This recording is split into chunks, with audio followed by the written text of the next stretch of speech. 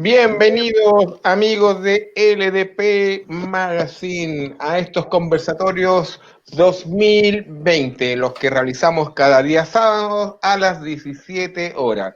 Durante estos últimos tiempos hemos estado con distintos temas y tópicos que han sido del interés de todos y se agradece por la gran sintonía que hemos tenido. Hoy vamos a hablar con varios amigos poetas en este conversatorio que se llama Entre Cuatro Paredes. Así que vamos a ir comenzando a saludar a Terrence Graham, que es parte de nuestros panelistas estables. ¿Cómo estás, Terrence? ¿Cómo te ha ido? Hola, muy buenas tardes. Como siempre, es un honor estar aquí y es un orgullo para mí siempre estar presentando estos conversatorios, porque yo en realidad aprendo muchísimo de todos ustedes.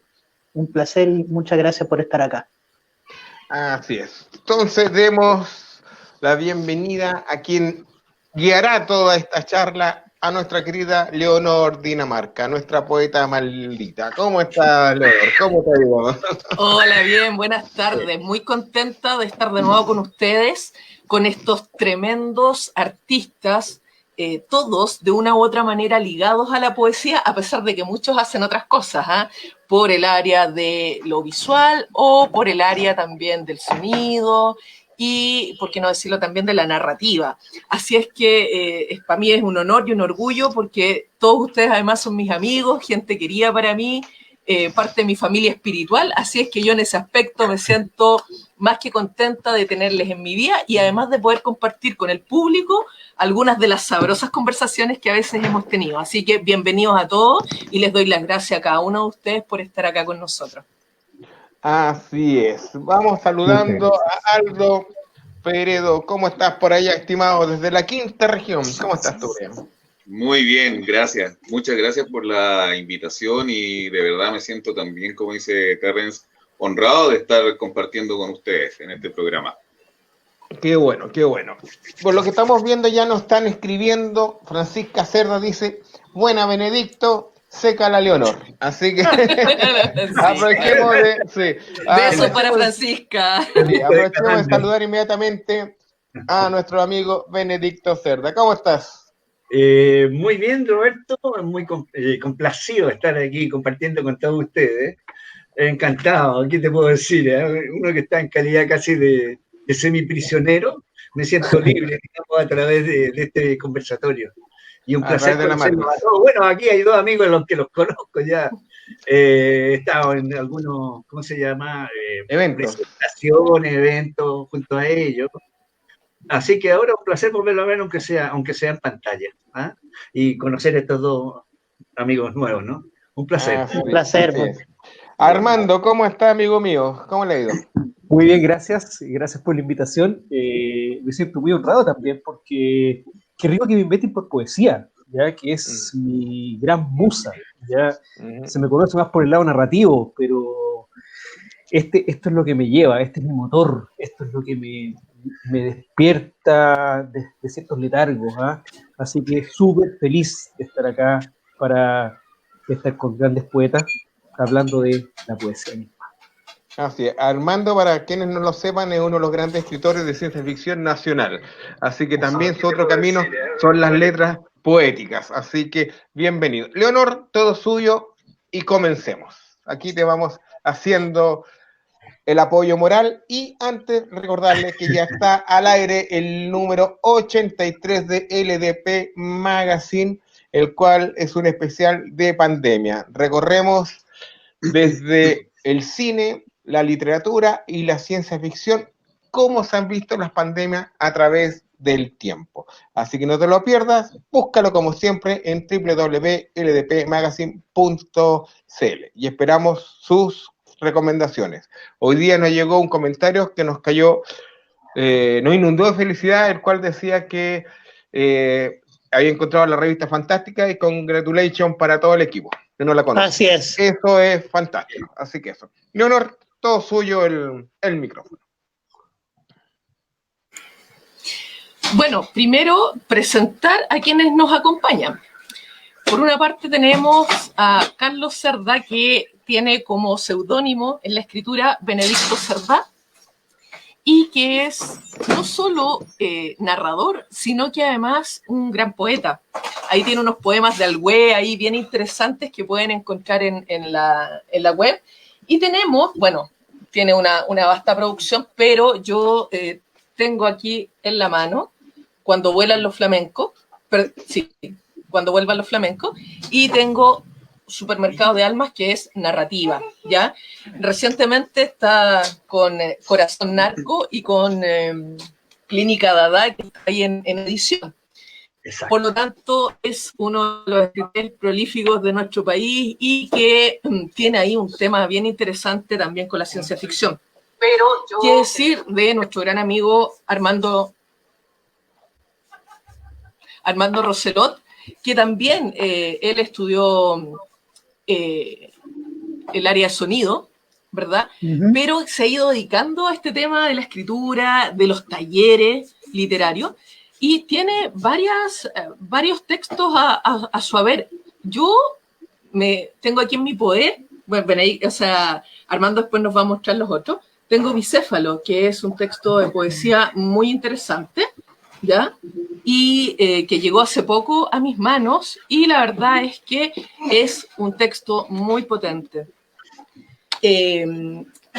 También presentar a mi compañero Aldo Pereoma Lebrán, que aquí tenemos el libro Red Brain, que sacamos el año pasado, también de una poesía oscura.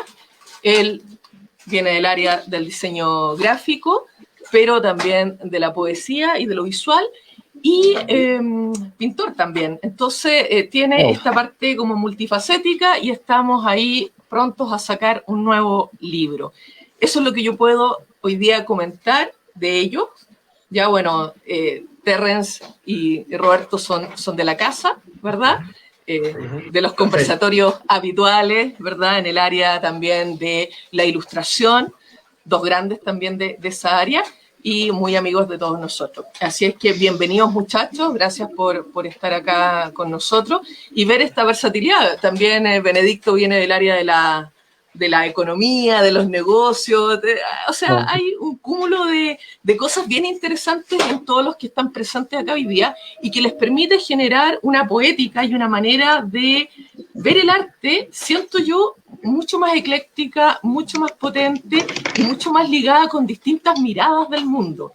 A diferencia de alguien, siento yo, que se dedica tal vez exclusivamente a la escritura, ¿ya? Entonces eso permite, ¿ya?, la formación de cada uno, una cosa más sabrosa en el relato. Eso puede decir como bienvenida y como entrada, y quisiera saber cómo están entre estas cuatro paredes. Partamos por Benedicto. ¿Qué nos puedes decir de este poeta encerrado entre cuatro paredes? Mira, lo primero, digamos, es recordar un poco a Roberto. Yo lo conocí mezclado por ahí con los alienígenas.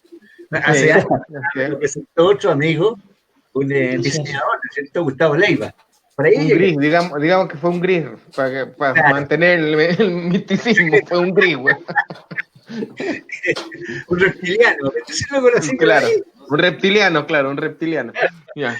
Ahí conocí a Roberto, o sea, años atrás, cuando yo me acerqué un poco, los grupos ufológicos me llamaban mucho la atención. El tema de la ufología me apasionaba mucho.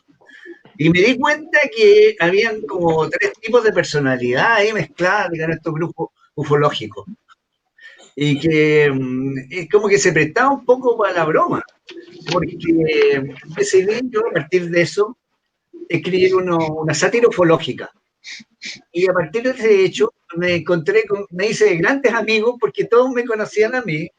Y a veces pensaban que yo era ufólogo, pero yo no tengo idea de los platillos voladores. Soy un ignorante completo en el tema, aunque sí he leído algunos libros de ciencia ficción de alguien que está en la quinta región, por ejemplo, como un libro clásico como de Hugo Correa, me parece que se llama Los Altísimos, ¿no? Sí, justamente, Los Altísimos. Claro, que me impresionó profundamente ese libro, lo encontré fantástico. Y después me di cuenta que este gran escritor de ciencia ficción chileno era también bastante conocido, no solamente en Chile, sino que en Estados Unidos y qué sé yo, muchos otros países. Por ahí va la deriva. Yo cuando empecé a escribir Cuando vuelvan los flamencos, me di cuenta que no me podía deshacer la poesía, era algo que llevaba muy dentro. Y por eso en esta novela aparecen dos poemas que no tienen nada que ver con los platillos voladores, y que es un poema que se llama Antes, y otro poema que se llama Las Salitreras. Ya. Cuando tengamos un poquito más de tiempo más adelante, a lo mejor alcanzo a leer un poco de eso, ¿no? Básicamente, la parte comercial mía tiene que ver con los viajes que tengo que hacer, pero aprovecho de tener también una mirada artística, cuando voy observando cómo se mueven los seres humanos, ¿no? Cómo, no sé, pues hay personajes en todas partes y cómo hay grandes artistas en muchos lugares que terminan por ser desconocidos, por falta de difusión, no sé, es una de las cosas que más me sorprende a mí. Es bueno viajar porque uno tiene la oportunidad de confrontar el medio de uno con otra cultura. Básicamente eso es lo que te podría decir para empezar. Oye, Benedicto, una consulta antes de ir adelante. ¿Cómo entras al mundo de las letras? Porque es totalmente distinto a lo que tú haces laboralmente, por lo que nos contaba Leonor. ¿Y cómo entras al mundo de las letras? Cuéntanos un poquito de eso. Creo que el que me sorprendió a mí primitivamente fue de los escritores chilenos, Hernán Rivera Letelier. Ya. Le leí una de sus novelas. Me parece que se llama La Reina Isabel cantaba ranchera. Sí, sí. Y él tiene eso, la impronta también, Hernán Rivera tiene la impronta del poeta. También como que no se la puede quitar encima. Y me impresionó gratamente. Yo dije, a lo mejor yo puedo hacer algo, pero tengo que empezar a estudiar. Y me empecé a meter en talleres literarios. Estuve con Edmundo Herrera, que en paz descansa, ¿no es cierto?, que fue director de la Sociedad de Escritores de Chile. Ahí con Tatiana Olavarría, y poco a poco me empecé a hacer de un grupo entrañable de amigos, ¿no? Todos buscábamos lo mismo, ¿no es cierto? Y se partían estos talleres básicamente haciendo primero poesía, intentando hacer poesía, después pasamos al cuento y así hasta que llegamos los que podían llegar, la narrativa, seguían con la narrativa, digamos, en términos de novela, ¿no? Así parto yo un poco, fíjate. También en este medio empecé a leer, por supuesto, empecé a leer autores que por esas cosas de la vida también tocaban no solamente la narrativa, sino que se les notaba de fondo que eran poetas. Suponte un caso que yo me acuerdo muy bien de Charles Bukowski. Charles Bukowski me impresionó mucho a mí. Entonces, después empecé a leer otros libros, ahí me topé con, bueno, para qué hablar, me empecé a profundizar más en la impronta, digamos, de Nicanor Parra. Ya. Lo conocí así, ¿no? Lo había leído, chileno, qué sé yo, pero empecé a meter más en el. Bueno, y hablando de la narrativa sucia en los Estados Unidos, después de leer, por supuesto, Charles Bukowski, seguí con lo que estaba más o menos cerca, ¿no? Leía a John Brosa, también leía a William Burroughs, leía a Alan Ginsberg, y por ahí me fui metiendo. Es algo que te empieza a capturar de a poco y tú no lo puedes evitar. Y te queda, ¿no? Y no es que te quede en términos de que tú lo empiezas a plagiar, pero como que uno queda un poco marcado. Y a mí me pasó eso con el realismo sucio, digamos, particularmente de los escritores. Me estaba acordando de Miller también, que me impresionó mucho, con los tópicos que tiene él, ¿no? Esos trabajos me gustaron mucho, encontré que la narrativa estadounidense era muy buena. Y te empieza a quedar algo. Con los años tuve la oportunidad de conocer en persona a Nicanor Parra también. Y el Nicanor, él dijo, cuando se trata de plagiar, dijo, él fue muy chistoso porque habló de la palabra plagio directamente. No se plagia, dijo, lo que está muy próximo, que son contemporáneos, sino que hay que irse a los clásicos para que no se den cuenta, digamos. Exactamente. Nunca me voy a olvidar de lo que dijo. Que no había que plagiarle a los contemporáneos, sino a los clásicos. Llámese, qué sé yo, Homero, etcétera, etcétera, Virgilio, entonces Catulo, entonces hay que irse muy para atrás, ¿no? Y a mí me doy cuenta que él también tenía mucho de Catulo. Cuando dice, por ejemplo, de que de que la antipoesía la inventó, digamos, por decirlo de alguna manera. Nicanor, yo me di cuenta que no, que él había leído mucho los clásicos, particularmente a Catulo. Y me di cuenta también de que tenía mucha aproximación con un antipoeta también que es catalán y que se llama John Brossa. Ya. Después me tocó en uno de esos viajes que estuve fuera, conocí a Gloria Bordón, y Gloria Bordón era la curadora de la obra de John Brossa en Barcelona, ¿no? En España. Y la invité yo a tomar desayuno, me acuerdo, empecé a conversar, una académica, una mujer interesantísima, muy culta, ¿no? Y le pregunté, oiga, ¿usted ha notado que sienta así, bien suavecito, cierta aproximación, le dije yo, entre Nicanor Parra y John Brossa? Y ella me dijo, como que la pillé con la pregunta porque no se atrevía a responder, era una respuesta muy que viene de la literatura, ¿no? Me dijo, sí, no sé, me dijo, no, son distintos, los artefactos de Nicanor son otra cosa, pero resulta que la poesía visual de John Brossa, o más bien la poesía de Nicanor, tiene cosas muy parecidas a John Brossa. Sí. Pero también ellos dos, no sé si consciente o inconscientemente, me di cuenta que la habían copiado las dadaístas. Entonces el cuento es como de nunca acabar. Y así, entonces podemos irnos más atrás, podemos hablar de Alfred Jarry, ¿no es cierto? La comienza del siglo XX, después viene el Dada, vienen los surrealistas, después de nuevo aparecen, digamos, los metafísicos y así. Pero de una manera consciente o inconsciente, yo creo que uno copia algo del escritor o del poeta, en este caso particular, que más le impresionó, que más le gustó. Por ejemplo, aquí en Chile es notable que casi todos los poetas hablan mucho de los poetas franceses, no sé si se nota que se refleja mucho en ellos, ¿eh? Esa debe ser mi apreciación, fíjate. No sé si me equivoque, pero hay mucho de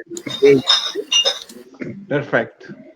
Hay un nutrirse, obviamente, de esa fuente. Yo creo, como tú decías, quienes te impactan. Y a partir de eso te vas metiendo en la literatura. Correcto. Yo partí en la literatura muy chica, leyendo al Marqués de Sade y a Henry Miller. Por eso me enamoré de la literatura, imagínate, con menos de 13, 14 años. Entonces, eso me impactó mucho y me metí ahí en la literatura. Ahora vamos con Armando. Cuéntanos también qué pasa contigo entre estas cuatro paredes como poeta, como artista, y también aprovecha de contarnos cómo desde la ingeniería en sonido te relacionas luego con las letras. Mira, bueno, en esta época de confinamiento, yo comentaba en otra charla que me anduve bloqueando, pero narrativamente, ya en lo que es narrativa. Estaba en una, ¿cómo se llama? En una novela, ya, y no pude seguir. Pero no me pasó lo mismo en poesía, porque viene una introspección, ya, y mi poesía es bastante introspectiva. Ya yo siempre digo que es como un filtro entre la realidad y la hoja, ya. Veo las cosas que están pasando, sea alrededor mío, dentro de mí, y las trato de plasmar con diferentes, digamos, tipos de lenguaje y ritmo y musicalización. Yo creo que por ahí va mi asunto del sonido, ya con la poesía. Siempre me ha gustado la música, yo soy fanático de la música chiquito, ya siempre cuento, era hijo único, en mi casa había miles de libros, y entonces me aburría mucho, y ¿qué hacía? Ojear y leer libros de todo tipo, ¿ya? Pero también en mi casa había estas grandes vitrolas que funcionaba, Philips, y había muchos discos. Entonces yo me sentaba ahí también a escuchar discos y a hojear libros. Entonces siempre estuvo esta cosa, digamos, de la música con la lectura. Y bueno, poco a poco vi estas ganas de poder expresar cierto tipo de sentimientos, cierto tipo de experiencia en cuentos y después poesía. Y me di cuenta que a la poesía yo le daba un ritmo, le daba una musicalización que no todo el mundo se la daba, ¿ya? Y bueno, hay cosas que se la dan, y me gustó. Y empecé a trabajar en eso, estuve en varios talleres, yo estoy hablando del año 88, más o menos, hasta el 95 estuve en varios talleres de los que me acuerdo. Estuve con una chica que se llama Rosana Pern, estuve en el taller de la Fundación, que no existe, la Fundación Arrao, estuve ahí en ¿cómo se llama?, en narrativa y en poesía, hartos años. Entonces, por ese lado, empecé a armarme ya a nivel escritural, ya y formando mi poética, digamos, mi forma de expresarlo. Y tenía cuadernos y cuadernos. Y de hecho, mi primer libro, que fue Huesos de pollo y bicéfalo, que de hecho en bicéfalo salen algunos textos de ahí, viene de toda esta cantidad de cuadernos, y digo que eran fácilmente 5 o 6 cuadernos completos, ya de texto, ¿ya? Y que fueron trabajando con la poesía. Muchas veces, a diferencia de la narrativa, tiene un proceso bastante más largo de maduración, ¿ya? Hay un trabajo ahí, en mi caso, muy musical, muy en busca del ritmo, digamos, del texto poético, y que ese ritmo muchas veces sea lo mínimo, pero también creo que lo máximo. Hay una buena canción de Ramón. Entonces, por ese lado fue mi iniciación poética, que nunca la dejé. Ya, yo cuando empecé a escribir ya más narrativa, yo dije, la poesía no voy a dejar nunca, te voy a morir de hambre como poeta, me moriré de hambre, pero yo sacaré mis libros de poesía casi que al tiempo, pero ahí están, y siempre estoy escribiendo poesía, o sea, es algo que no, y como ahora el Cuatro Paredes no paró, ya de hecho, o sea, que dos textos que yo creo que son bastante potentes, están, digamos, vinculados a todo lo que está sucediendo ahora, ya, y lo estoy ahí trabajando para una próxima publicación que pretendo publicar a fines del 2021-2022, ¿ya? Que hasta le tengo el nombre también, pero eso es... Sí. Eso. Bien, sí, bueno, ahí, claro, tú conectas ahí con el tema de lo sonoro, de la música. Bueno, música y poesía de una u otra manera son un entramado muy similar. Ahora cuéntanos, Aldo, porque Aldo Peredo viene del área también de los números, estudiaste un tiempo arquitectura, después potente el tema de diseño gráfico, y has incursionado también en cortometraje, has incursionado en todo lo que es acrílico, dibujo, ganaste algunos premios en eso, y si bien es cierto, tu libro Red Brain no se escribió ahora, se escribió hace muchos años atrás, así nos conocimos a partir de ese libro, lo publicaste, entre comillas, tardíamente, te costó a lo mejor dar ese paso, pero cuéntanos cómo has estado con este, entre comillas, confinamiento, y desde dónde parte este tema con lo poético, a pesar de venir de este otro mundo mucho más visual. A ver, bueno, yo creo que la parte visual nace conmigo. Desde chico dibujando, experimentando con distintas técnicas, hasta que llegó el momento de la universidad, en donde entra un mundo completamente nuevo y me encuentro que lo visual está relacionado con lo textual, al texto, con diferentes poetas que yo no conocía, porque en esa época, no sé ahora, pero no se hablaba de los poetas simbolistas o los surrealistas o de distintas corrientes de la literatura. Por lo tanto, fue un choque muy fuerte con respecto a la tradición y las creencias que sé yo, que yo tenía, con respecto a este nuevo mundo, donde se mezcló un poco la arquitectura, lo visual y lo poético.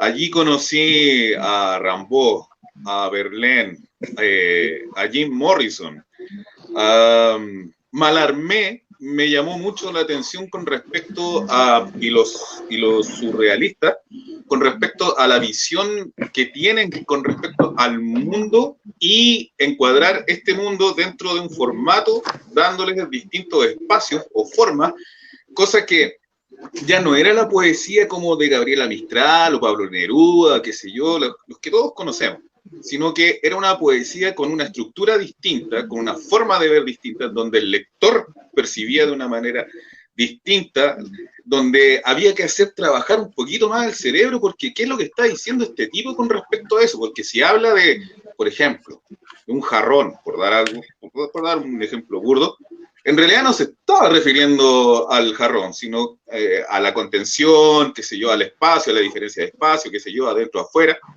etcétera. Y así seguí por el camino del diseño, se abrieron nuevas tecnologías cuando yo recién salí, porque salí como diseñador gráfico y estaba la bifurcación o que ibas a una imprenta, a una editorial, o te lanzabas a todo esto que era internet, lo cual no era muy confiable, qué sé yo, y me tiré por ese lado. Entonces aprendí todo lo que era en ese tiempo HTML, JavaScript, qué sé yo, varias formas de diseñar y multimedia. Me llamó mucho la atención esto de poder interactuar también con las personas. Más adelante tenía todavía este sentimiento de querer volcar las cosas, decir en cierta forma lo que estaba sucediendo tanto socialmente como intelectualmente, y me lanzo a escribir Red Rain sin ninguna proyección. No tenía intención de verlo impreso, simplemente quería que estuviera registrado y ahí en mi registro propio, nada más, solamente como eso. Pero pasó el tiempo, seguí trabajando, qué sé yo, y llegó el momento en que nos volvimos a reencontrar con Leonor. Y Leonor es la que me da la patada inicial y me dice que lo hagamos impreso. Yo me resistí un poco al principio porque todavía tenía la idea media de Pessoa, de pasar así desapercibido, qué sé yo, no era mucho mi interés. Y me animó y salió impreso Red Rain, y ahora estamos trabajando en este otro proyecto, Arañazos, que también cultiva un poco todo el lado más oscuro del ser, y espero que sea bien recibido también. Eso podría decir por mientras tanto. Gracias, Aldo. Perfecto. No sé, Roberto, Terran, si quieren hacer alguna pregunta, aprovechando todo este tema sabroso que emerge. No, vamos a hacer vamos a leer algunos de los comentarios que nos están llegando. Así es, ¿sí? Dice Patricia Dale. Fuensalida, dice, hola, terminé una clase rápido, soy amiga de la hija de Carlos, Francisca, dice.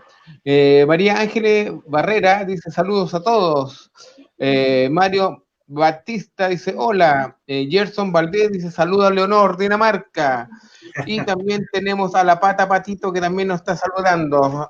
Así Pata es. Patito, saludos. Amigos, los que están Oye. en el chat, quiero que colaboren con nosotros, y si tienen preguntas a nuestros poetas, lo pueden ir Sí, haciendo. aprovechen de hacer todas las Y vamos- preguntas que tengan guardadas. Sí. Dele nomás. Dele. Gerson Valdés es un exalumno mío que también Ya. está ligado al área del dibujo, muy querido, y Mario Baptista nos sigue, él está en Portugal y él es un gran seguidor de Culto Secreto y de nosotros. Así es. Así es que Wow. les mandamos un gran abrazo a ellos, y por cierto a todas las amigas de la Francisca, pues, un besote ahí, que compartan el programa. Sí. Eso, aprovechen de compartir el programa para que llegue a más gente, a más grupos, a más amigos. Y antes de seguir, quedamos muy satisfechos con el resultado del programa del jueves de Culto Secreto, que salió muy bien, que comenzamos nuevamente con este programa de arte oscuro a partir de las 22 horas, 2 veces al mes. Ya nos estamos preparando para 15 días más, salir con un nuevo capítulo de Culto Secreto. Sí, ¿cómo se sintió volver a trabajar en Culto Secreto? Muy bien. Ujú. Mira, la verdad es que fue bien intenso porque es un programa muy antiguo. Esta es la cuarta temporada. Tenía que ver con esto de mezclar literatura, cine, música también. Siempre fue un podcast, y este es la primera vez que estamos con caras visibles de quién es esta poeta, quién es el conde Magnotiros, ¿verdad? ¿Quién es César ahí detrás de todo? Entonces ha sido una experiencia muy interesante. Esperamos volver a captar un nuevo público diferente en este tipo de redes, pero fue muy, muy potente y traemos temas bien interesantes, así que se viene. Sí. Me gustaría... Patricia A ver, hay una Patricia. Nos dice, ¿alguno de los poetas me puede hablar de la poesía de Óscar Castro? pero ¿en qué ámbito? Sería súper bueno saber qué es lo que le interesa saber de la poesía de Óscar Castro, porque yo tengo una profesora que hizo una tesis doctoral sobre Óscar Castro, entonces... Bueno, hay a ver, mucho, Francisca Cerda también nos dice, además de las influencias de otros poetas, que existió algún acontecimiento en la vida particular de cada uno de ustedes que haya sido el detonante para escribir poesía. Lo han mencionado ahora mientras se presentaban, pero me imagino que la gente desea que lo exploren un poco más, es decir... Sí, puede ser, ¿ah? Mira, voy a hablar. Yo a los 18 años me vinieron como 8 anideritis purulentas hasta que me terminaron operando. Lo pasé en cama más de la mitad de año, enfermo, con fiebre, mal. Y ahí me puse a escribir así como de frente en poesía. Fue como fuerte, ¿ya? Cuando estáis mal, así como que te baja todo el sentimentalismo, aparte de la influencia que uno tenía, porque a mí a veces me influenció mucho Gonzalo Rojas, ya Telier, y más tarde Cavafis, ya, pero fue como el detonante de más. Perfecto. Ya, Leo, continuemos. Oye, es que a mí me pareció interesante bueno, no sé, vuelvo a decir que quieren ahondar en lo de Óscar Castro, porque bueno, un poeta rancagüino de por ahí de 1910, 11 por ahí, pero que nos orienten un poco más para ver si ahí desde mi disciplina literaria... ¿En qué sentido? Porque hablar de un poeta también es... O sea, hay mucho de qué hablar sobre cada persona. Justamente. Claro. Oye, pero me interesó eso de qué pasó, si hay algo interesante. Fíjate que yo comencé a escribir poesía a los 9 años. Sin embargo, a los 14 murió una amiga del colegio. Y en ese momento en que ella muere, un día 24 de diciembre, yo creo que diciembre para mí es bien, bien potente en general, yo estaba sentada con ella en una cuneta. Estábamos 4 amigas sentadas. Esto fue en San Miguel, en Gran Avenida, en la 7ª Avenida. Y yo de pronto digo, oye, la hora que eran, cerca de las 6 de la tarde, me falta escribir un par de tarjetas navideñas, voy a un supermercado cerca y vuelvo. Me despido y cuando yo vuelvo, está todo acordonado. Pasó un microbús y un camioncito, chocan y este camioncito cae sobre mis amigas. 2 de ellas murieron y yo estaba ahí. O sea, yo me quedo 5 minutos más y yo habría muerto con ellas o habría quedado parapléjica, etcétera. Eso para mí, o sea, absolutamente, o sea, por eso siempre digo, cuando uno no está pedido, no está pedido. Cuando hablábamos de la huesuda ahí, Carlos, con la huesuda, claro. Eso se lo saqué a los mexicanos ya. Claro, pero eso me marcó para decir, vaya, lo que yo quiero hacer en esta vida lo voy a hacer porque a muy temprana edad me di cuenta de la fragilidad de nuestra vida.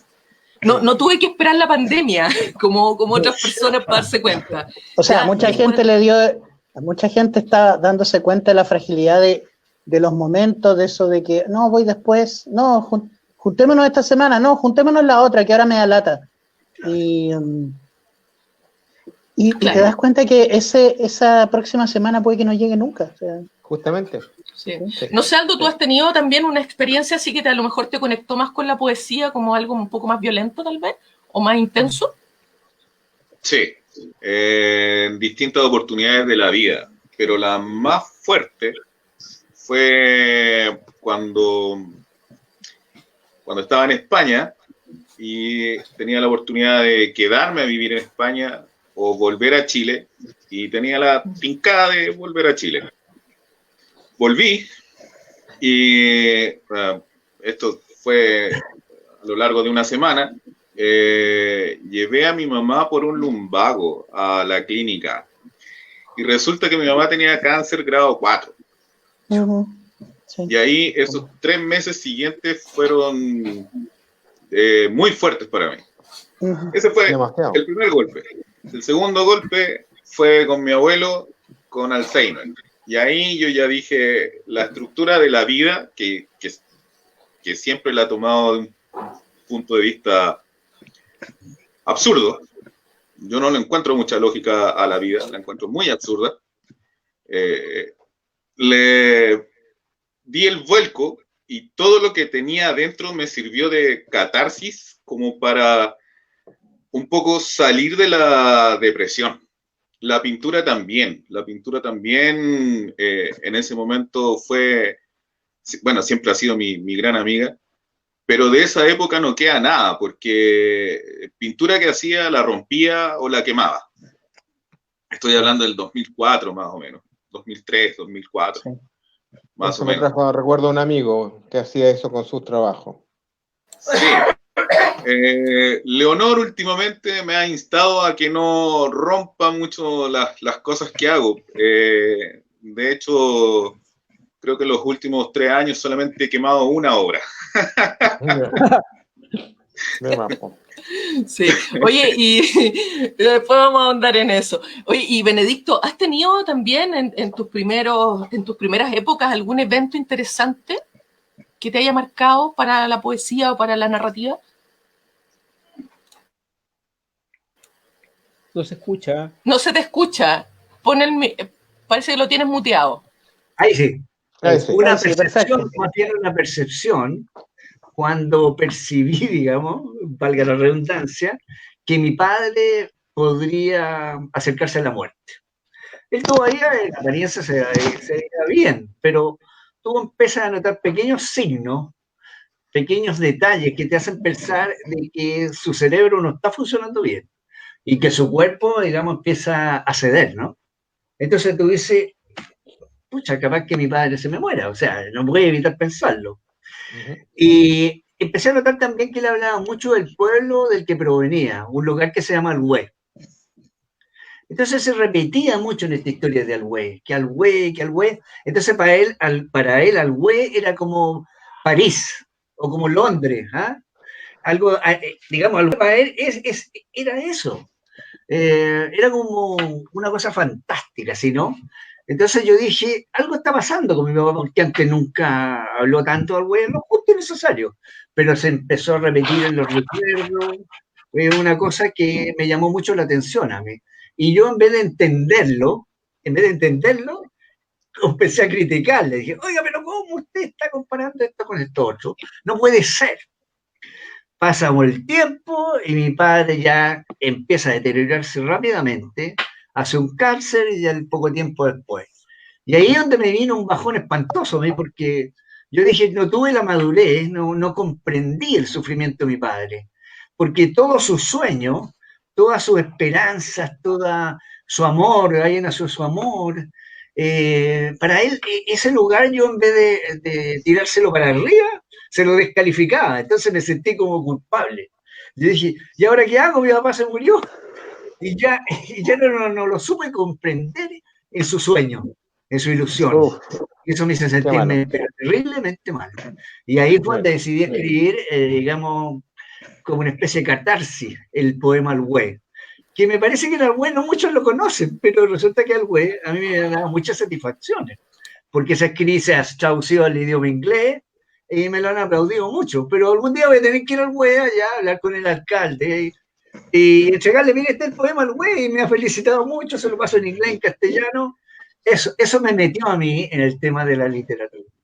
Sí. Oye, a mí me llama la atención. De hecho, un poema, si el poema tiene tanto reconocimiento, mínimo los niños que estudian en el colegio en Alhué deberían sabérselo, así que claro. Ir para allá. Es muy extraño. O una calle que diga Benedicto Cerda. Claro. Oye, es que, ¿sabes lo interesante del poema Alhué? Que lo pueden encontrar en internet, está ahí en la red, que si bien es cierto, utiliza algunos términos más criollos, por decirlo de alguna manera, no pierde esta universalidad del lenguaje. Entonces yo creo que por eso, a pesar de hablar de un elemento tal vez más campesino, ¿verdad?, más regionalista, no pierde la universalidad de lo que se está trabajando. Así que yo creo que esa es la gran magia de ese poema, que yo le he dado varias lecturas porque yo paso en el colegio a mis amigos poetas, así que no se crean que no. Sí. Un orgullo. Sí. Bueno, no sé, Terren, si quieres hacer alguna pregunta a los muchachos. No, mira, aquí lo único que me llama la atención es que Patricia Fonsalida está aclarando, dice Oscar Castro, a qué movimiento literario perteneció. y que alguno se refiere a uno de sus poemas más relevantes. Mira, Óscar Castro, en la narrativa está ligada al criollismo y al realismo, es de esa línea, ¿ya? Es de esa línea. Y tiene una gran cantidad de vastos poemas que puede encontrar en memoriachilena.cl. Ahí tiene muchísimo. Oye, Roberto, estábamos pidiéndole a Terrence que hiciera una pregunta. Terrence, dele. Yo estaba pensando en una pregunta más bien general, un poco hablando sobre el encierro, la pandemia. A mí me tocó hacer el artículo en la última LDP sobre la pandemia a través de la historia. Y me di cuenta que hay muchos autores que nosotros conocemos ya, por ejemplo, lo más obvio, el de Cameron. El de Cameron fue hecho pensando en la peste bubónica. Daniel Defoe escribió sobre la peste que le tocó vivir a sus padres y a sus tíos. William Shakespeare escribió 2 de sus obras mientras estaba en cuarentena. Y La Tempestad también está inspirada en la cuarentena. Y la pregunta es ahora dentro de la poesía o dentro de la misma literatura,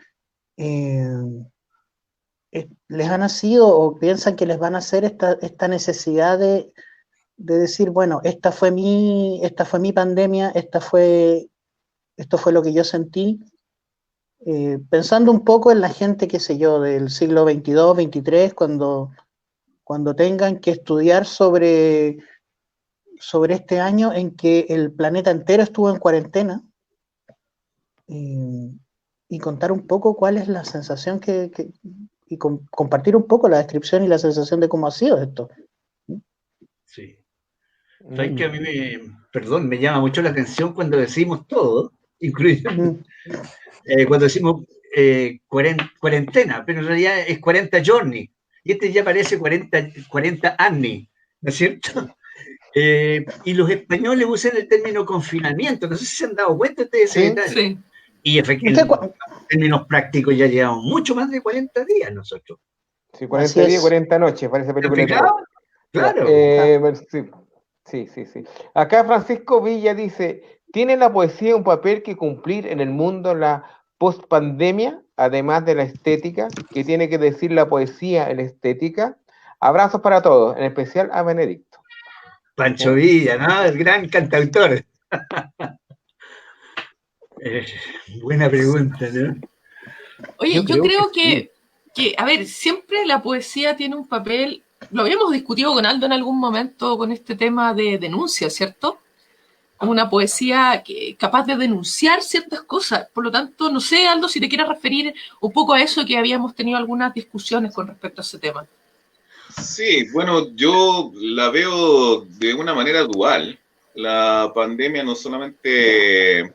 Es que últimamente el tema, no sé si la realidad es tal como es o la realidad no es tal como es.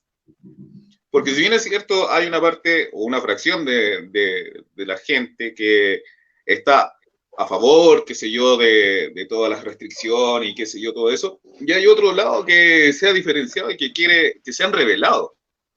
Que ya no cree en los números, ya no cree en las organizaciones, ya no cree en las noticias.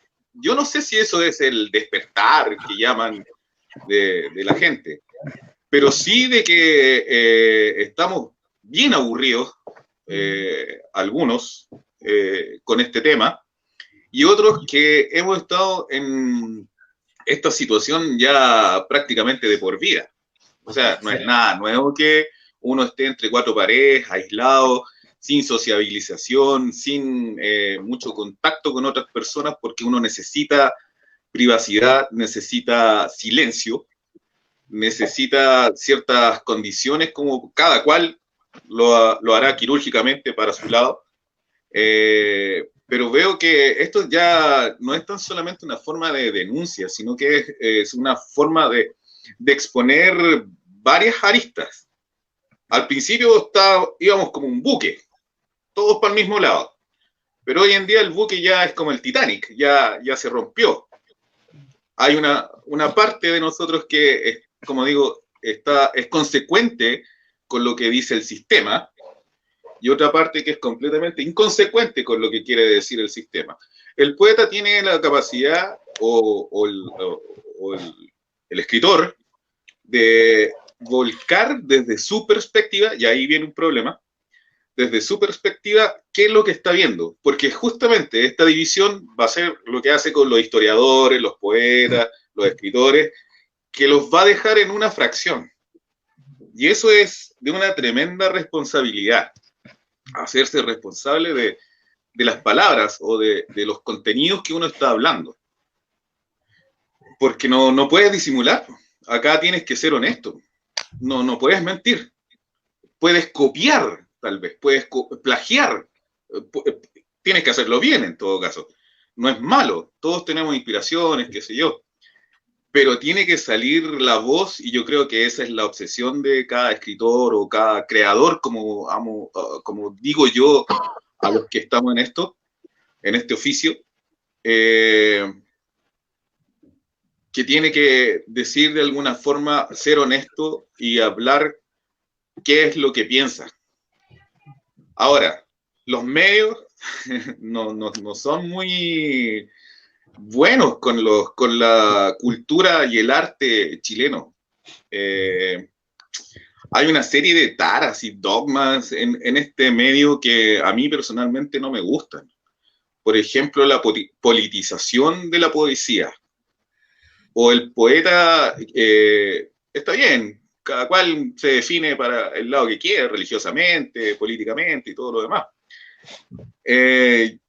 Como comentaba antes, yo veo la vida media absurda, por lo tanto las líneas para mí no son tan estrictas, son más bien difusas. Y en ese caso, el creador, si bien es cierto, tiene que tener una parada, no necesariamente tiene que estar de acuerdo con todo lo que está sucediendo. Y eso me molesta un poco, porque veo que hay ciertos escritores que se aprovechan un poco de esto que está sucediendo como para meter el lado político, qué sé yo, y segmentarlo por otro lado donde no tiene nada que ver el asunto. Sí. Eso podría decir por mientras. Armando, por tu parte. Mira, sí, el poeta, ya somos todos poetas, tenemos una manera más sensible, o sea, vemos cosas que no todo el mundo ve, ¿ya? Y las vemos muchas veces mucho antes que se hagan presentes, que tiene sus primeras señales. Y empezamos a crear y empezamos a fabricar texto y dice, ¿qué está hablando? Y pasan los años y chuta, este gol la achuntó, ¿eh? No es que la achunté, sino que la visión del poeta y del artista es esa, es poder ver más allá de lo evidente. ¿Qué es lo que sucede con la televisión y con los medios? Que solamente te muestran lo evidente tras una muralla y después, y tras la muralla no hay nada, ¿ya? Pero sí, hay mucho, o sea, tras la muralla está todo, ¿ya? Y uno tiene la capacidad de verlo y tiene la obligación de ¿cómo se llama?, de escribirlo, de declararlo. Como dices tú, hay que hacerse responsable, ¿no es cierto? Pero bueno, está en eso. O sea, si yo me dedico a hacer algo, a hacer pasteles, tengo que romper huevitos, ¿no es cierto? Tengo que hacer cosas, ¿ya? Tengo que ir a eso. Por eso la poesía, en mi caso, ya yo la divido en tres partes. Tengo una poesía que es declaratoria, que declaro cosas, que digo, que muestro que soy contestatario, ¿ya? Pues tengo otra que más introspección, que analizo, que veo lo que sucede conmigo, con mi yo, dentro de la realidad y con los otros, ¿no es cierto? A Parra le pasó eso. Él tiene una primera parte de su poesía que es bastante como común, digamos, dentro de la poesía chilena. Era como leer casi a todos los poetas de ese tiempo, y después tomó este camino más contestatario, ¿no es cierto? Porque son procesos que cada uno de nosotros está sujeto, estamos viviendo tiempos súper complejos. No sé si es un despertar, pero yo creo que es un tiempo del hartazo. O sea, estamos todos, mucha parte de la sociedad está harta de la tontera, ¿ya? Porque el ser humano básicamente no es tonto, ¿ya? Se ha moldeado para que sea tonto, pero no lo es. Entonces, cada cierta cantidad de tiempo aparecen ciertos seres, no sé si iluminados, pero que ponen la voz del pueblo y empiezan a pelear, ya, y muchas veces nos matan, ¿ah? Y otras veces pueden hacer otras cosas, pero el ser humano tiene esa capacidad intrínseca de ver un poco más allá. Tenemos sentidos que hemos perdido muchos sentidos, ya hemos perdido la magia de la existencia, porque esta vida, como dices tú, es absurda, pero es absurda porque como la estamos viviendo nosotros, ¿ya? Porque si tú te das cuenta, porque tú por lo general los pueblos más primitivos, ¿ya? Tenían esa sabiduría de la vida, ¿ya? Y la vida no era tonta, la vida era la vida, ¿ya? Y la vida había que aceptarla, y había que tomarla con esa sabiduría y con ese amor, que la vida tiene un principio y tiene un fin. Acá nos engañan pensando que la vida es eterna, y la vida no es eterna. Entonces cuando viene la muerte es terrible, es algo espantoso, ¡oh! No, y sale en la pizza por todos lados, se muere cada rato. Entonces, es un tema complejo. ¿Ya? Algo de eso hablo en un poemario en Cementerio Mundo, que hablo sobre la muerte, que está ahí presente desde que nacemos. O sea, abriste, gritaste y ya te empezaste a morir. Ya, y así, eso es lo que puedo decir yo humildemente. A ver, no sé si ustedes estarán de acuerdo conmigo, pero yo creo que hace ya un buen tiempo, un par de décadas, el chileno ha sido adoctrinado o domesticado, en cierta manera, para que cumpla una función de lunes a viernes. Ya se empieza a preparar para el fin de semana, simplemente para la fiesta, para la pichanga, para ver el partido que está de ese minuto en cartelera, y también que lo ha llevado en cierta manera a transformarse en un bebedor empedernido de cerveza, porque qué manera de beber cerveza. Si tú hablas con una persona, entre comillas, normal, que está fuera del círculo que nosotros pertenecemos o somos, te das cuenta que para ellos no existe ni la literatura, ni los libros, ni el arte. Lo único que existe es la pelota y la cerveza. Y dejemos de contar. Y chao. ¿Ustedes tienen ¿tienen esa misma apreciación o es simplemente idea mía? ¿Puedo decir algo? Dígalo. Por favor, dilo. Dale. Yo sé que todo esto... Benedicto, pon el audio, pon el micrófono. Estás otra vez muteado. Ahí sí. Mira, yo creo que lo que han planteado es sumamente interesante, particularmente también ahora lo que dijiste tú, Roberto y Terrence, ¿no?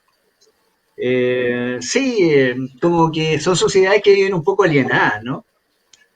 Y que de repente les llega una pandemia y están desnudos en la calle y se preguntan, ¿qué soy? ¿Con quién puedo contar? ¿Para dónde voy pegando? ¿Ah? ¿Cómo puedo haber caído en esto? Y se dan cuenta que están en una situación desesperada y que se les acaba el fútbol y se les acaba, no sé, el dinero para ir a comprar a la esquina del restaurante, tomar cerveza y quedan como impotentes frente a la situación que se está viviendo. Entonces ahí también viene la otra pregunta, volviendo sobre lo que dijo Pancho Villa, ¿qué podemos hacer los poetas en este cuento? Bueno, ¿qué cantamos? ¿Le cantamos al dolor o le cantamos a la alegría? ¿Qué usamos? ¿Hacemos una catarsis? ¿Cuál es la solución que los artistas en general pueden dar? Y esto me recuerda las palabras a mí de Edmundo Herrera, que como les decía yo, está fallecido y para mí era un muy buen poeta. Quizás para mi gusto demasiado nerudiano, ¿eh? pero un gran poeta de todas maneras. A propósito de las influencias que uno recibe en este cuento.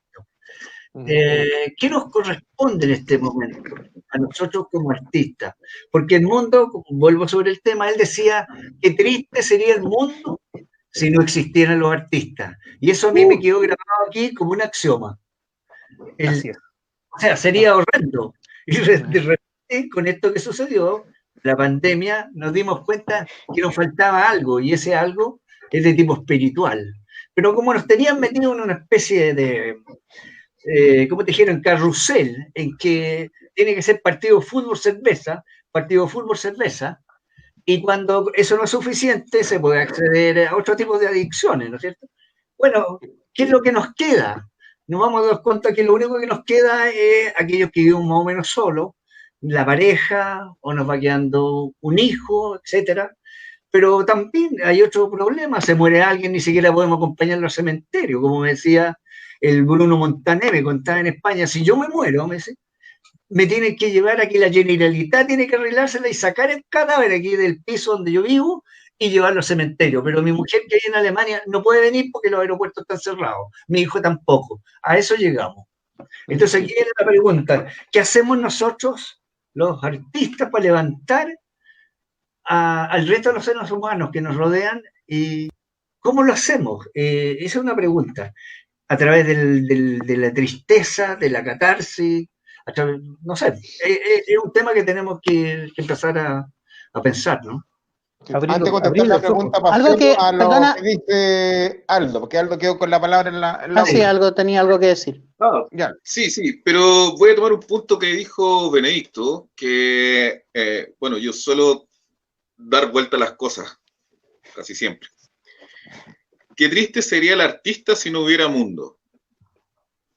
Y ese era el punto que yo quería llegar, porque si no sucediera esto, o siguiera sucediendo la vida normal, el poeta, el creador, el que hace el oficio, tiene que seguir, sea como sea.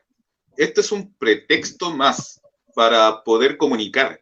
Es el mundo el que hace al artista. Eso es lo que pienso yo.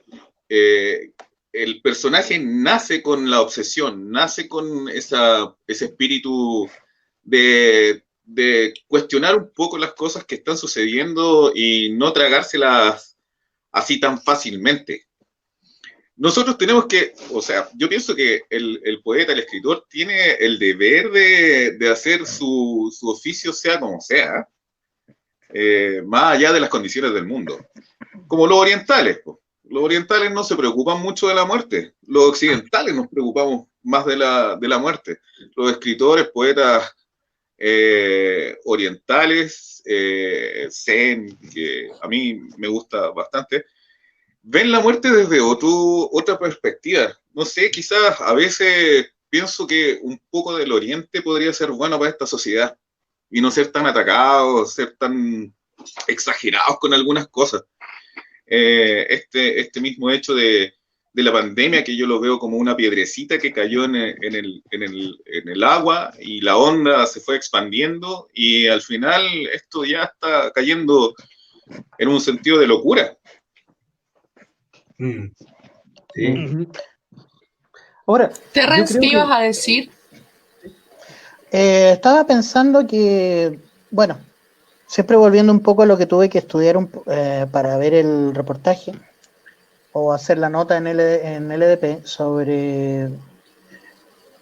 Yo llegué a una conclusión con todo eso que, bueno, han habido pandemias muchas veces a la gente la han tenido que encerrar, muchas veces hemos pasado por estos mismos temores, los vi escritos en el libro de Daniel Defoe, lo vi en un poema de Voltaire que él mismo negaba que lo había hecho, o sea, una cronología que le había hecho muy irónica, muy sarcástica, que cuando le preguntaban si lo había hecho, no, yo nunca hice tal cosa, pero el estilo y la prosa se le notaba a la legua. Sin embargo, la conclusión es que me dejaba era esa. Tú puedes tener mucho miedo, vas a perder mucha gente, la perspectiva de la vida se te va a cambiar, algunos, otros no, es decir, apenas abrieron, yo tuve que ir precisamente para esto, tuve que comprarle un cargador nuevo a este teléfono y un trípode nuevo para el celular. El mall estaba lleno de gente, a pesar de que la mitad de las tiendas estaban vacías. Nosotros, ustedes como poetas, como escritores, yo como dibujante, lo mismo Roberto, yo ya llevaba casi 3 años trabajando en condiciones similares a las que tengo ahora. A mí el encierro ha significado que tenga más trabajo que antes. Salgo mucho menos, gasto mucho menos dinero. Hay muchas cosas que a mí me han beneficiado de todo este asunto. Este encierro nos ha enseñado también quiénes son las personas que realmente están junto a ti.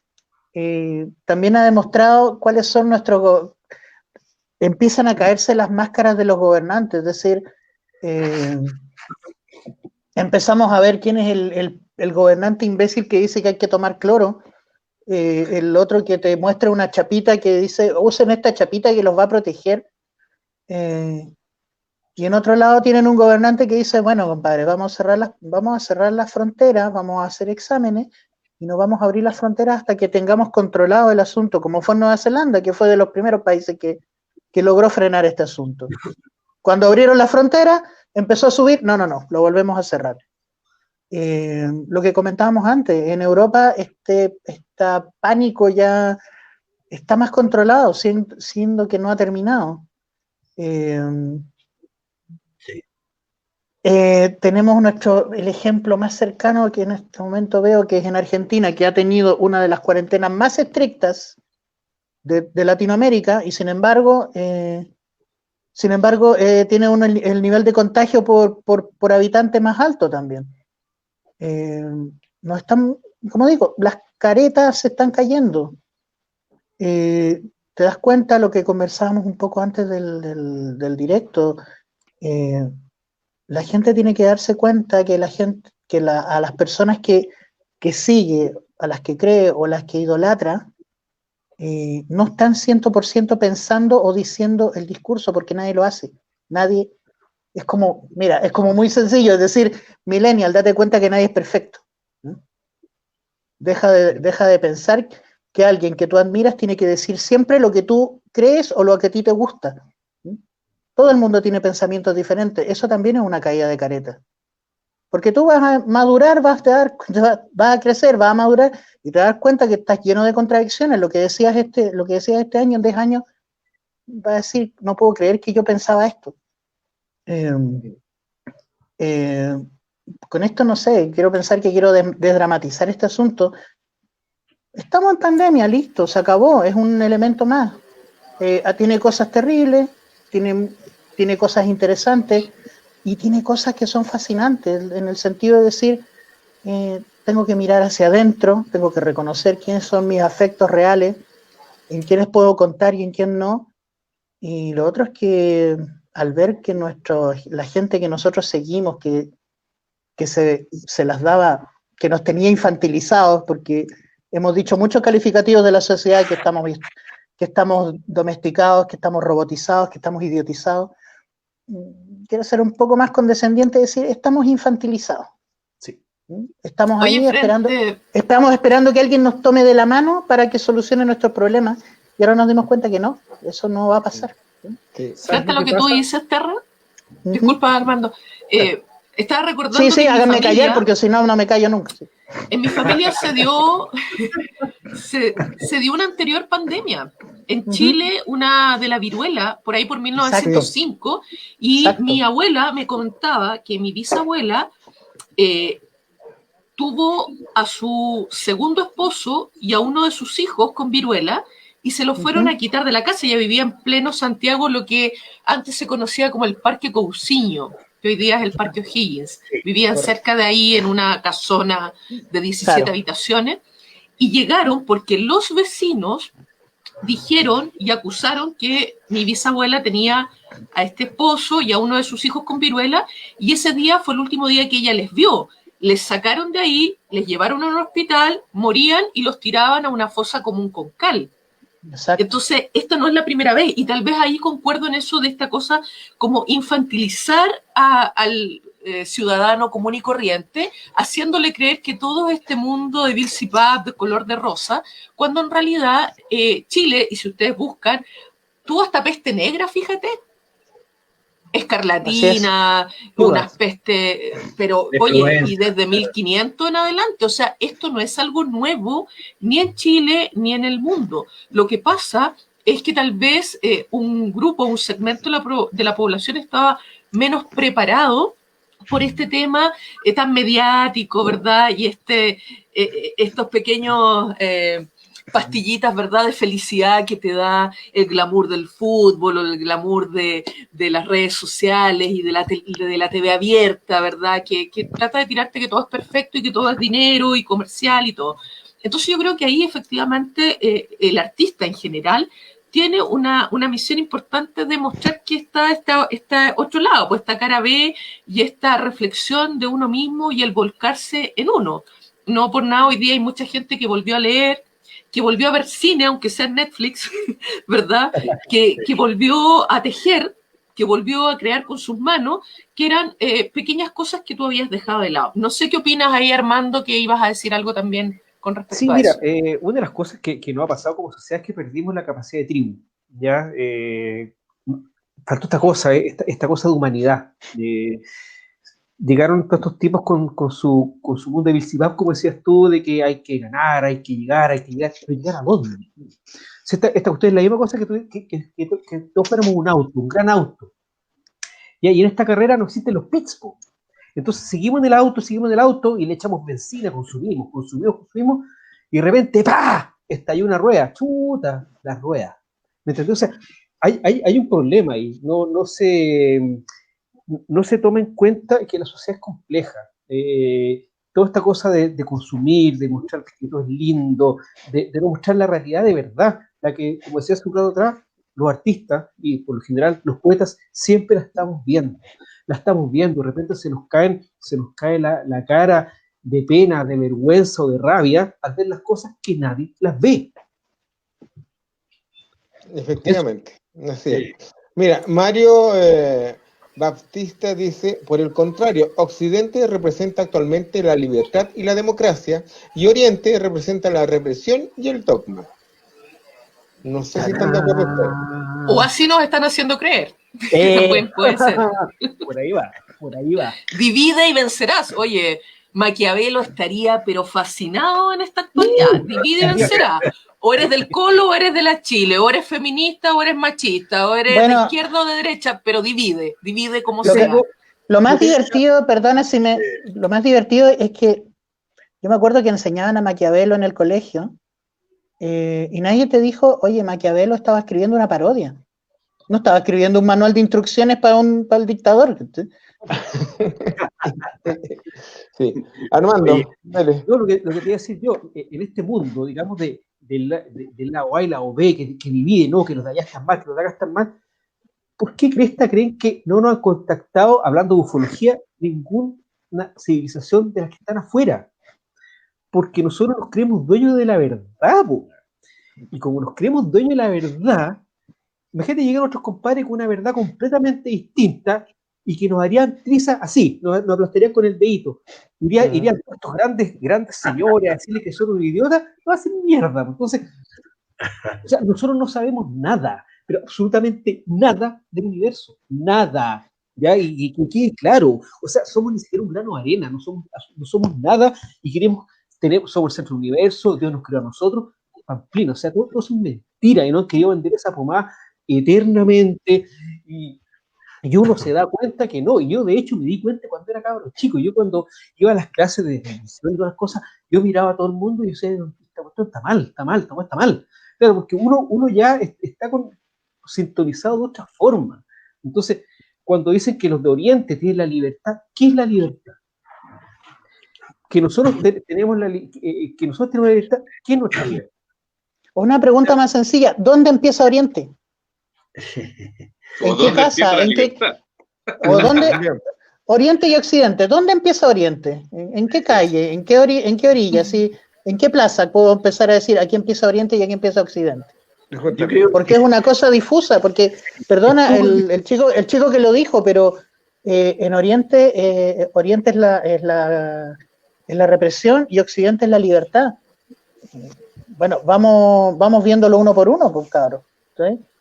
Benedicto quería decir algo, creo. Mira, yo quería decir que tal vez para los que no tienen alguna creencia religiosa y pueden ser agnósticos, suponte tú, o ateos, es el momento de la filosofía. Llegó el momento de pensar, digamos, de pensar en grande.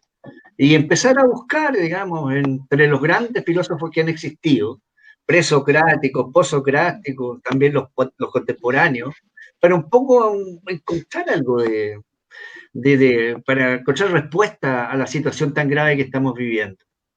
Y a propósito de eso, me estaba recordando de que cuando me tocó escribir ese libro a mí, que se llama Cuando vuelvan los flamencos, y que es una sátira ufológica. Por ahí lo tenía la Leonor, muéstralo, Leo. Lo echa de recho, ¿no es cierto? De que los extraterrestres se empezaron a... Los que se empezaron a aprovechar del pánico no fueron los extraterrestres, porque parece que nos miraban para abajo, ¿no? Sino que fueron los seres humanos en estos grupos ufológicos que existen todavía al día de hoy. En que yo noté que había como 3 corrientes de pensamiento ahí. Habían unos que trataban de explicar todo lo que sucedía con los extraterrestres bajo el punto de vista de la razón, lo que a mí me parece muy bien, o sea, trataban de fundamentar los hechos y siguen, esto sigue hasta el día de hoy así, y he visto unos ufólogos, digamos, potentes, que no voy a dar los nombres, pero realmente los admiro porque hacen un trabajo muy serio.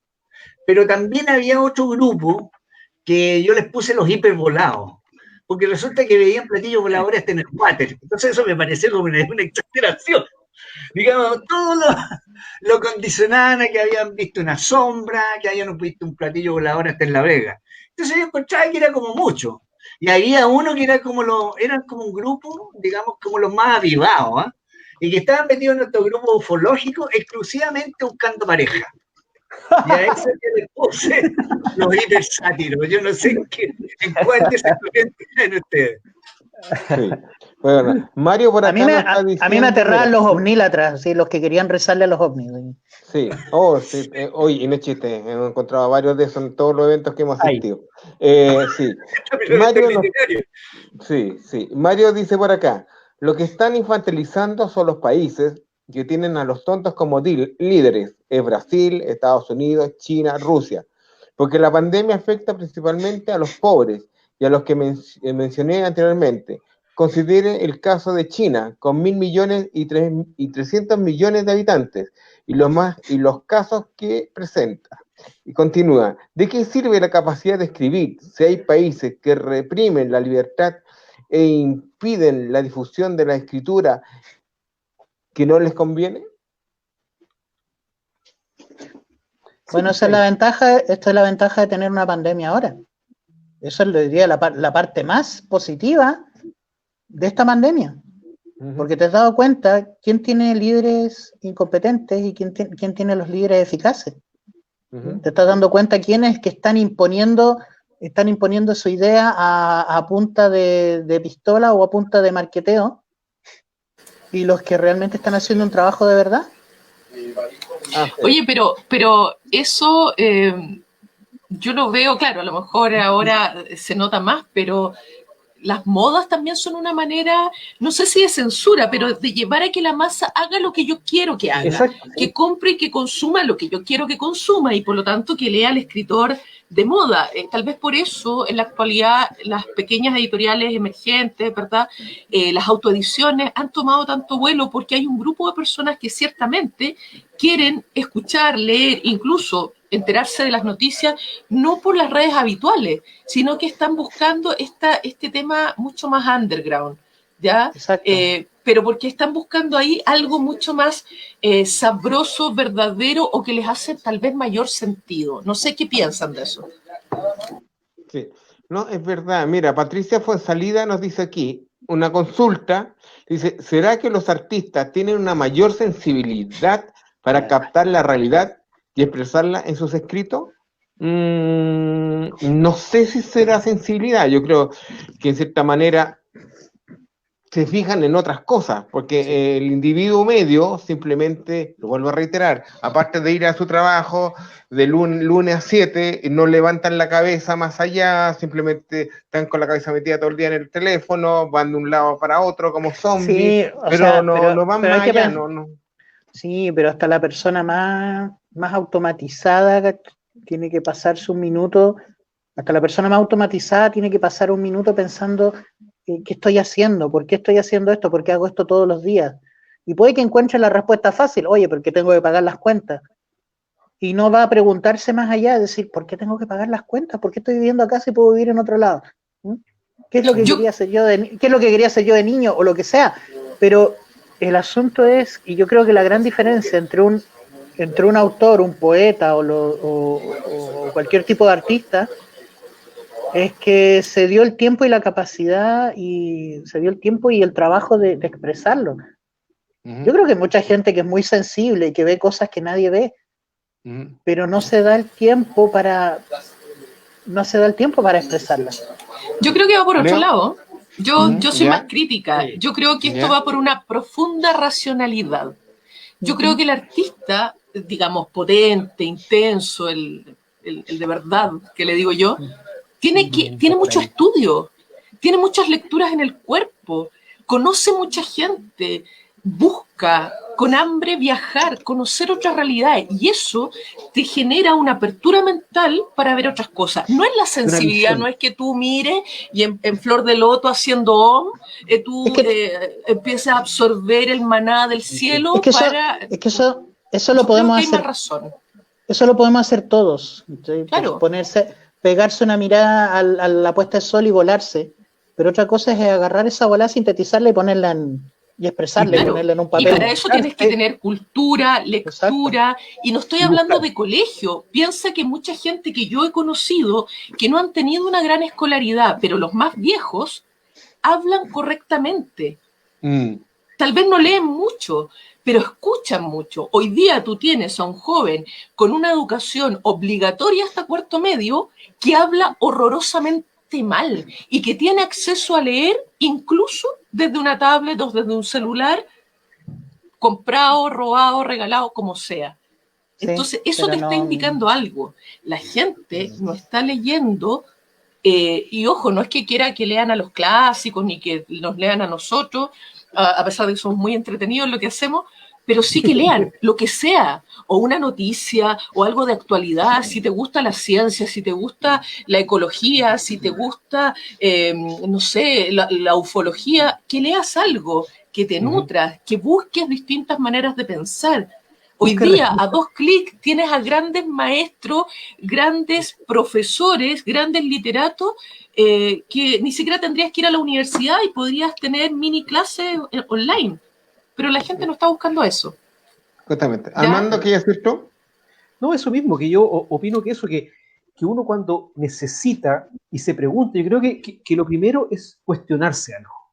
Tú cuando no te cuestionas y vives dentro de esta maquinita y haces tu vida y aceptas todo, es como complicado, pero cuando tú te empiezas a cuestionar los asuntos y buscas las respuestas, y las puedes buscar, como dice Leonor, en la literatura, en revistas, en diarios, viendo programas, buscando en internet, eso te va ayudando. En mi caso, yo cuando chico yo les conté, tenía una casa llena de libros, revistas. Yo ojeaba revistas, y cada cosa que tú leías te traía otra pregunta, y esa pregunta tú buscabas otra cosa.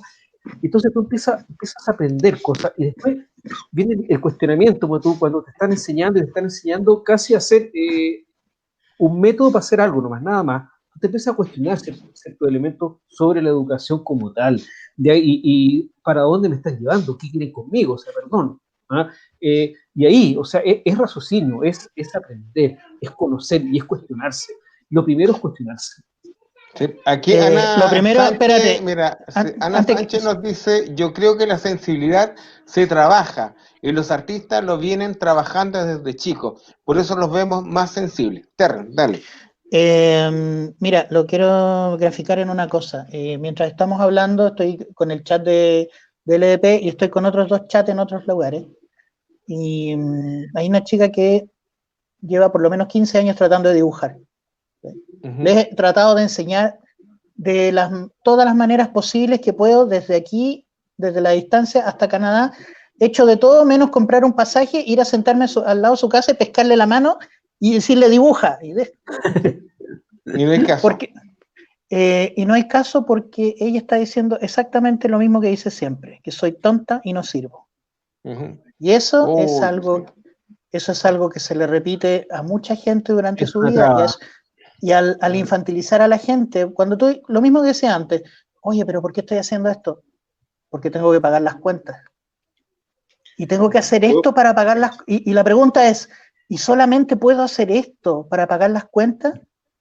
Algo que hemos visto en la pandemia es que mucha gente que vivía para afuera, que ocupaba su departamento solo para dormir, ha tenido que reinventarse, hacer pan, vender pintura, tal como decía, han aprendido a tejer, a reparar cosas. He visto gente que cocina, que aprendió a cocinar para venderle a sus vecinos del edificio y aprovechó de conocer a sus vecinos. Una cosa antes de decirle a la gente, es súper bueno cuestionarse, y estoy muy de acuerdo, es muy bueno estudiar, leer, pero es una traba que hay que sacarle a la gente, decir, no, tú no sirves para esto, tú sirves para lo que sea, para cualquier estupidez que se le ocurra a la sociedad, tú puedes hacerlo. Sí. Oye, Aldo quería decir algo. Sí. Sí, yo quería hablar un poquito con respecto a de que el tema de que si el creador nace o se hace es un tema antiquísimo, una discusión antiquísima. Sí. Pero esa es la mitad de el camino. Yo no saco nada. Por ejemplo, en mi caso, yo no sacaba nada con tener ese texto escrito Red Brain, editado, qué sé yo, bajo todas las normas, qué sé yo, si no lo voy a ver impreso. Ese es el cambio. Ese es el único cambio, porque aquí hay muchos que hacen cosas, y excelentes cosas, pero están dentro del closet. Si quieren mostrar su propia luz, van a tener que salir de ahí, romper el cascarón, exponerse a las críticas, como tanto a las alabanzas, pero es la mitad del camino solamente que yo tenga claro qué es lo que voy a hacer o para dónde voy. El resto es hacerlo de manera real, concreto. Y ese es el punto. Porque si no, voy a pasar por la vida sin pena ni gloria y nadie me va a conocer. Hoy en día tenemos estas herramientas como para salir un poco más y exponernos al resto de la sociedad. Hay varios creadores que yo he visto que le tienen casi como pánico escénico a mostrarse con respecto a una opinión o decir qué es lo que piensan o pararse sobre sus propias botas y decir, oye, ¿sabes qué? Yo no concuerdo contigo, pero bien tú, po. Ese era mi punto, que no solamente el creador nace o se hace, que podemos tener distinta opinión, pero sí, el creador se diferencia del resto porque concreta la obra. Ese es el punto. Si la obra no está hecha de manera real, no sirve de nada, no tiene ninguna función. Bueno, ese es otro tema, de si la obra tiene función o no. Pero si no se ve inscrita dentro de lo que es lo formal, no tiene ningún sentido de decir, bueno, yo me voy a poner a escribir, a dibujar, a pintar, pero no lo va a ver nadie, o lo va a ver hasta cierto punto. Y ese es otro tema. El que viene con las casas editoriales y qué sé yo, que ese también es otro camino súper difícil de caminar para lo que Sin embargo, para quienes están. Sin embargo, ahora hay más posibilidades de autoeditarse, y es cierto, o sea, ¿dónde está la diferencia entre ser publicado y esperar ser famoso universalmente mientras tú estás vivo? Es decir, tú termina tu obra y bueno, ya sabremos si resulta o no. Es decir, sí. Patricia Fuenzalía nos dice aquí, los jóvenes no leen, no tienen espíritu crítico, no saben fundamentar, no cuestionan. Los padres o cuidadores deben prescindir un ambiente culto en su hogar y predicar con el ejemplo. Esto me hizo recordar, no por pelar a mi familia, pero vamos pelando un poco. Un día llegan unos familiares de los Andes acá a la casa y los niños todos venían con tablets. Entonces yo les digo a los chicos, ¿y qué libro están leyendo? Y me quedan mirando y me dicen, no, si no leemos libros, no nos gusta leer. Ay, ¿cómo andan paseando las tablets? Y me dice mi prima, no, pues esos son juguetes, si son juguetes para los niños. No son juguetes, son instrumentos, se crearon tanto para trabajar, estudiar y hacer miles de otras cosas. No son simplemente de mero entretenimiento. Yo voy y les prendo mis tabletas acá y les digo, mira, estos son todos los libros que yo tengo aquí. No se podían convencer que eran para leer y estudiar. Para ellos simplemente eran un juguete. Y si uno se quemaba, se perdía, no les importaba porque iban y compraban otro, para que el niño siguiera jugando. Esa es una de las experiencias que yo creo que no solo se da acá, yo creo que se da a lo largo de todo Chile. Sí. Oye, Roberto, ya estamos en casi 1 hora 30 de programa. Yo creo que es bueno que vamos cerrando, pero me interesa preguntarle a nuestros amigos en qué están en este momento, cuáles son los nuevos proyectos que tienen para que les puedan contar a las personas o sus sitios web, ¿verdad? Para que les puedan contactar. Aldo, cuéntanos en qué estás en este minuto. Veo tus obras atrás, ¿eh? Sí, bueno, yo prácticamente no he parado de pintar o dibujar o crear porque sencillamente no consigo la idea de irme de este mundo sin antes tener que ocupar bien las manos o la cabeza, que tengo el tiempo limitado y es muy poco. No creo en las reencarnaciones ni en nada de eso. Por lo tanto, tengo una visión nihilista de la vida. En este momento sigo con mi obra. Mi obra es ecléctica. Trabajo en distintos ámbitos y he vuelto desde ayer al acrílico. Por prácticamente 1 año y medio estuve pegado en lo que son las telas con carboncillo y dibujo, y ayer volví al acrílico, cosa que me gustó bastante. En cuanto a lo literario, estoy terminando mi propio libro, que después hablaré de eso, y terminando, o sea, ya entró a imprenta el libro que estamos haciendo juntos, que nos ha dado bastante satisfacción a pesar de que todavía no ha visto la luz. Eso podría más o menos redondear con respecto a lo que estoy haciendo actualmente. Vamos a ver si te sigue el nihilismo en Rumania cuando estés ahí haciendo salud con tus poemas traducidos. Bien, Benedicto, por favor, ¿en qué estás tú en este minuto? ¿Qué es lo nuevo que nos puedes contar con respecto a tu creación literaria? Yo recién estoy preparando la venta en internet como ebook de una novela que tenía paralizada mucho tiempo, por muchos años, y que se llama Corazón Narco.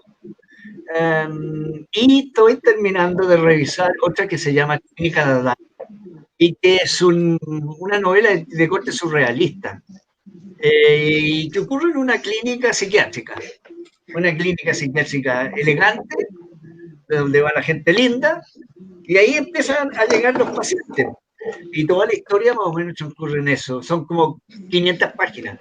Por lo tanto, sobran pacientes ahí y está contado de una manera lúdica, no tan triste. O sea, hay como decía Carlos de los Ríos Meller, el psiquiatra que, ¿cómo se llama?, que me prologó, y que ustedes que son de la quinta región lo tienen que conocer, el poeta surrealista, este psiquiatra, dice que es un humor negro, pero es humor y le gustó lo que pasaba.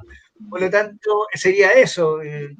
Me quedan por ahí algunos ejemplares de Supermercado de Alma, y si a alguien le interesa, me pueden contactar a través de benedictocerda@gmail.com. Sí. Armando. Ahí ya sabes, me puedes contar. Efectivamente, tu prosa tiene mucho de un humor negro, lo que hace que toda esa cosa tan densa que plantea se agilice, ¿verdad? Es como un bálsamo, pero estás tirando cosas durísimas. Así es que a ubicar Corazón Narco. Vamos, como decía Alfaro, con Armando. Cuéntanos en qué estás ahora. Varias cosas. Estoy en una novela infanto-juvenil, ya que se llama, por lo menos el nombre que tiene ahora se llama Las Rojas Arenas del Olvido, ya es para chicos de 12 a 20 años. Estoy en eso. Estoy trabajando también una novela gráfica, bueno, hace rato ya con Francisco Berríos, que se llama 21, es una novela de terror bien oscura, ¿ya? Ahí estamos piano. Pretendo que el próximo año sigamos con Roberto, con nuestro proyecto también, con las Guerras del Orden, y con el poemario. Estoy en el poemario, por lo general trabajo a hartas cosas, y el poemario lo estoy trabajando piano también, haciendo que cada texto madure bien, y trabajándolos, y en eso estoy. Vamos a esperar con ansias tu poemario. Tú sabes que yo soy fan ahí de las líneas poéticas, así es que vamos a esperar con ansias. Y Terrence, ¿en qué estás tú en este último tiempo? Estoy muy contento. Hay mucho proyecto por hacer acá en Santiago, acá dentro de las 4 paredes. y me acaba de llegar, o de la editorial que estoy trabajando, me acaba de llegar otro guión de 15 páginas para hacer. Bien. Así que tengo 2 meses para hacerlo. Me acaba de llegar hoy, en la mañana. Qué bien. Así que antes de empezar el programa ya estaba boceteando las páginas así muy rápidamente para poder empezar a trabajarlas ya el lunes. Qué buena. Buena. Qué buena. Oye, y Roberto, ¿en qué estás tú? ¿Se vienen nuevos proyectos? Además de los del parque y culto y todo eso.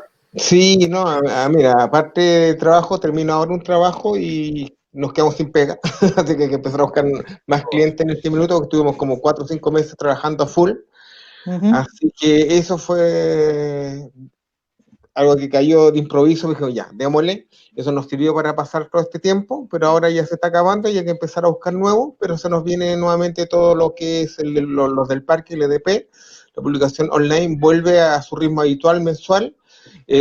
Vamos a tener nuevas sorpresas, nuevos programas, aparte de los que ya tenemos del LDP Magazine en vivo. Se transforma Mundo Viñeta, va a ser un programa regular también. En un programa regular, que va a estar también con muchos dibujantes extranjeros, que lo vamos a estar entrevistando, y también con la parte nacional. Seguimos con los conversatorios también, y esperamos también que si termina la pandemia luego, retomar todo el tema que teníamos con ANG Chile, que es la Academia de Narrativa Gráfica, que íbamos a empezar el año pasado, pero por el cuento del estallido social no pudimos, y después cayó la pandemia, no pudimos tampoco, así que esperemos retomar todo ya el próximo año con calma. Y para ahí... Tenemos muchas cosas que hacer además de la academia, así que tenemos que fortalecerlas antes de que las circunstancias nos dejen hacer una nueva academia. Justamente, así que estamos ahí. Bueno, yo les cuento. Por tu parte. Yo les cuento que tenemos en cola unas exposiciones de pintura mías y de Aldo Peredo Malebrán, que también quedaron en cola por todas estas problemáticas sociales y pandémicas, pero como veo que Aldo agarró un vuelo así de pictórico potente, capaz que haga la exposición solo, porque no hallábamos cómo llenar un tremendo salón y veo que ahora me está dejando atrás, ¿ya? Pero, claro, pero estamos con eso pendiente y yo estoy trabajando en un recetario de cocina muy oscura, así es que se viene ahí algo interesante, independiente de Arañazos, que ya está por nacer, digamos, ya entró a imprenta y ahora ya nos desligamos de él y es ya la imprenta Editorial LOM, de hecho, quien se encarga de sacarlo, pero estamos trabajando en eso. Así que, chicos, ha sido un gustazo estar con ustedes, un agrado poder compartir ya todas estas experiencias, un agrado siempre verles, tengo hambre de verles en persona, pegarnos los abrazos que siempre nos pegamos, que siempre son tan buenos y tan refrescantes, independiente de estos bozales que nos está poniendo la sociedad.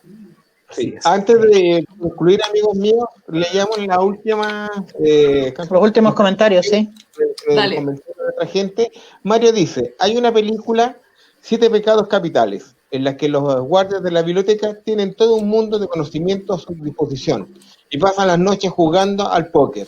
Era una época en que el conocimiento estaba muy centrado en los libros. Hoy en día el Internet tiene todo, o casi todo, el conocimiento a disposición de los usuarios. Jimena Monroy dice, yo hago muchas cosas artísticas, pero aún adentro del closet, y se ríe. Saludos, jajaja. Carmen Farías dice, el problema de fondo es, se requiere una reforma educacional con un presupuesto acorde, de calidad, con el acceso igualitario para todos los estados sociales. Es difícil pedir cultura donde las familias no cuentan con recursos económicos y viven trabajando como sociedad. Y como Estado tenemos una deuda con nuestros niños y jóvenes. Mario cierra por acá, dice, nadie puede cultivarse por el estómago vacío. Los pobres es un serio obstáculo para el desarrollo cultural. Estas son algunas de las opiniones que hemos tenido hoy día. Así que con eso estamos cerrando. Y recuerden que tenemos conversatorios la próxima semana a la misma hora, a las 17 horas, donde vamos a tener de invitado Leonor, cuente.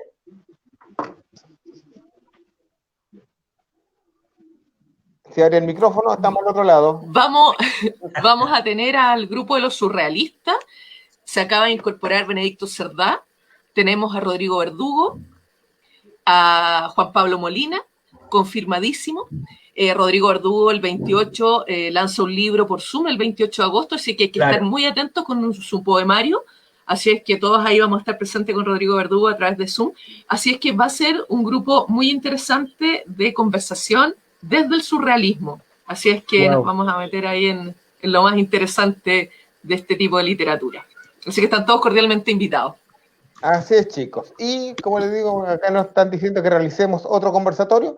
Eso lo estamos haciendo todos los días sábados. Originalmente, como ya lo he dicho, esto se iban a hacer en las bibliotecas de Providencia, las cuales se cerraron.